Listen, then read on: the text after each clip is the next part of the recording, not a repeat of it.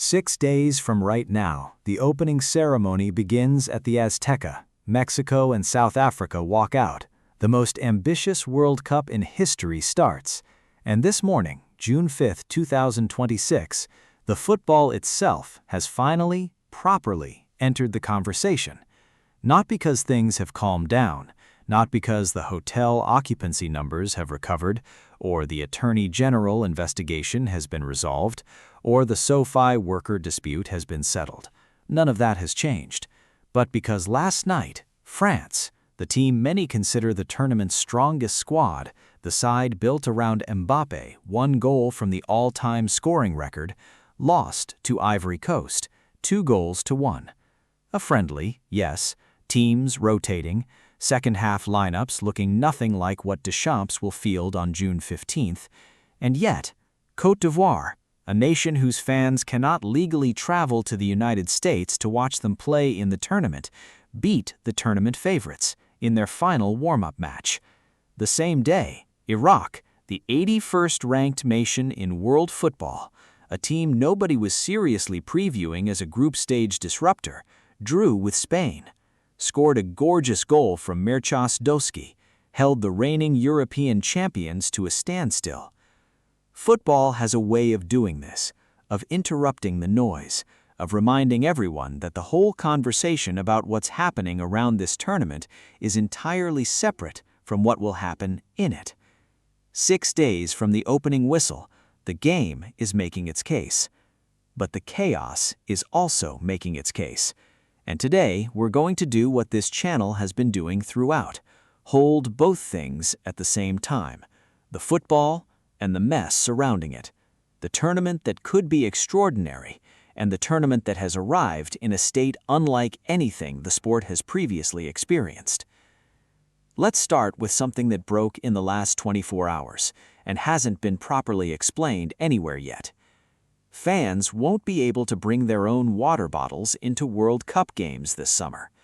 FIFA confirmed this week that outside drinks and food will not be permitted inside stadiums. This applies to water bottles.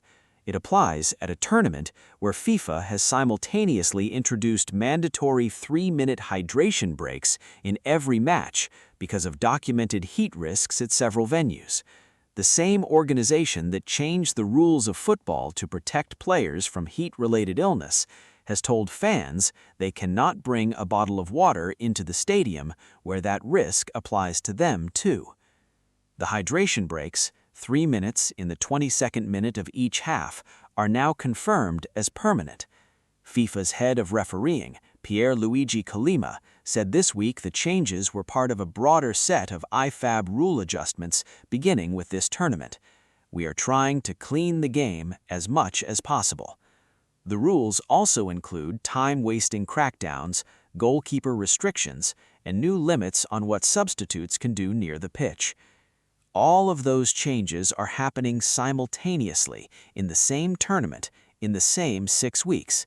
New rules, new format, new hydration breaks, first ever halftime show at a final, first rechargeable match ball, first 48-team edition, first 3-country co-host.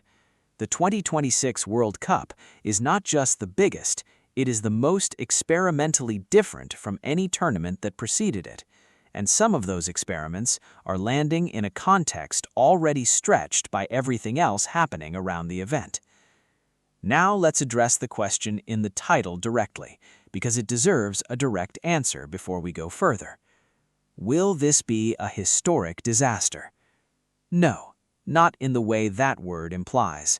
The stadiums will not be empty, the matches will be played, the football will produce moments that people talk about for decades. Argentina will defend their title. Messi will appear in his last World Cup.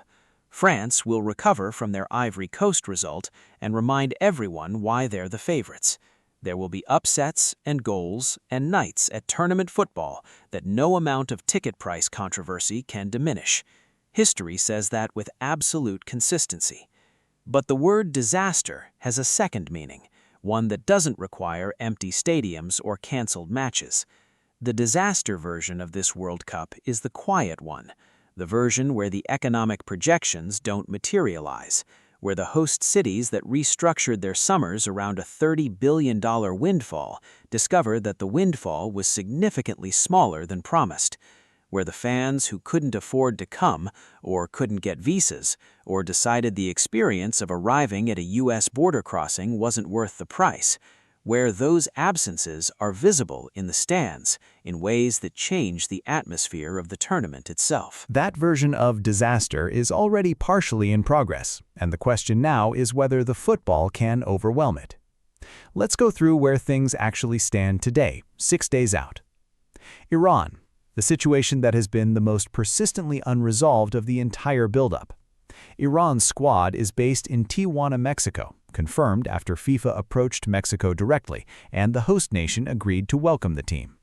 The players crossed the border for match days. The visa situation is described as being worked through, but as of today's recording, the specific question of players or staff with IRGC connections entering the United States has not been publicly confirmed as fully resolved. Iran's opening match is June 15th against New Zealand at SoFi Stadium, 10 days away. The ticketing investigation. New York and New Jersey attorneys general issued subpoenas to FIFA on May 27th. The investigation is ongoing. FIFA has not issued a substantive public response. The investigation examines whether dynamic pricing, seat category reassignments, and artificial scarcity violated consumer protection law. This will run through and beyond the tournament. The SoFi worker dispute. As of today, Unite Here Local 11, representing 2,000 workers at SoFi Stadium, still does not have a finalized labor contract. The stadium hosts 8 World Cup matches. The union's 3 demands, job protection, housing support, and an ICE exclusion declaration, have not been formally met. The U.S. opener against Paraguay is June 12th, 7 days away. The security picture. The Guardian described the 2026 World Cup this week as a global security test given the current international tensions. The CSIS Terrorism Threat Report, published 2 weeks ago, identified specific risk vectors. The FAA drone ban is in force. Over $625 million in federal security funding was mobilized. More than 100,000 security personnel are deployed across Mexico alone. The tournament is the most heavily securitized sporting event in history, which is either reassuring or alarming depending on how you process that information. The Fan Festival collapse. New Jersey canceled its Liberty State Park Fan Festival entirely. Seattle reduced its planned 74-acre campus to a minimum of 4 smaller locations. San Francisco is reconsidering its plans. Miami is still waiting for $70 million in federal funding to confirm its 23-day Fan Fest. 5 host cities have scaled back, canceled, or are uncertain about the public viewing experiences they promised their communities. And the hotel picture has not changed. 80% of American host city hotels remain below booking forecast. Baird Equity Research's revised projection, 25 to 50 basis points of RevPAR uplift versus the 75 to 100 originally projected, reflects a tournament arriving into a tourism deficit, not a tourism boom. Here is the honest version of what all of this adds up to. The 2026 World Cup is not going to be a disaster in the catastrophic sense, but it is going to be a complicated success at best, a tournament that the football redeems where the infrastructure has underdelivered. And the infrastructure has underdelivered significantly and specifically enough that the reckoning, when it comes after July 19th, will be substantial. The cities that were promised economic transformation are looking at muted impact numbers. The fans that were promised affordability are looking at subpoenas and a 34% average price increase. The communities whose streets were supposed to buzz with fan festival energy are receiving refunds instead. The 4 qualified nations whose fans were supposed to be there aren't. The tournament that was supposed to showcase American football culture's maturity is doing so against a backdrop of security concerns unprecedented at any World Cup in the sport's history. The question of whether this is FIFA's failure, the host country's failure, or an inevitable consequence of organizing something at this scale in this moment, that's the debate the post-tournament reckoning will have. It will be had in legal filings, in economic analysis reports, in the audit trails of host city budgets, and in the institutional memory of every future World Cup host that reads what happened here. But right now, 6 days from the opening ceremony, something else is also true. Côte d'Ivoire beat France last night. Iraq drew with Spain.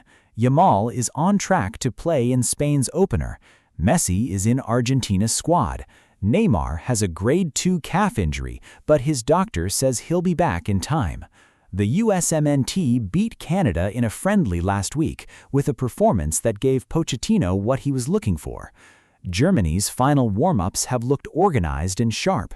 Japan are quietly confident in a way that should worry people who remember Qatar. The football is ready. It has been ready the whole time. Underneath all of the noise, the subpoenas and the security perimeters and the canceled fan fests and the worker disputes, there have been 48 nations preparing, training, selecting squads, arguing about formations, and pointing everything they have toward the next 6 weeks. That preparation produces something that no commercial framework or legal investigation can replicate. It produces football, real football. The kind that stopped everyone last night when Ivory Coast scored their second goal, and Deschamps stood on the touchline with that particular expression that French managers have when something unexpected has happened that they'll address very firmly at the next training session. 6 days from now, the Azteca will be full. The atmosphere will be extraordinary. The noise of 83,000 people who have waited their whole lives for the World Cup to come to Mexico again, that sound is not reducible to a hotel occupancy statistic or a ticket resale price. It is football. It belongs to the people in those seats and to the people watching from every country on earth and to everyone who has ever loved this sport. Will this be a historic disaster? The answer is no. It will be a complicated, contested, commercially troubled, legally scrutinized, physically extraordinary, athletically spectacular, imperfect, complicated, genuine tournament. The first of its kind, in every sense. And 6 days from now, none of that will feel simple anymore. I'd be genuinely curious what you think as we reach this final stretch. Not about the problems, we've covered those thoroughly, about the football, about who you think survives the group stage that shouldn't, about the team you're most excited to watch, about the moment you think will define this tournament when we look back at it in 10 years. Leave it in the comments. After months of chaos and controversy, the football is almost here. If you found this worth your time, a like helps this channel reach more people.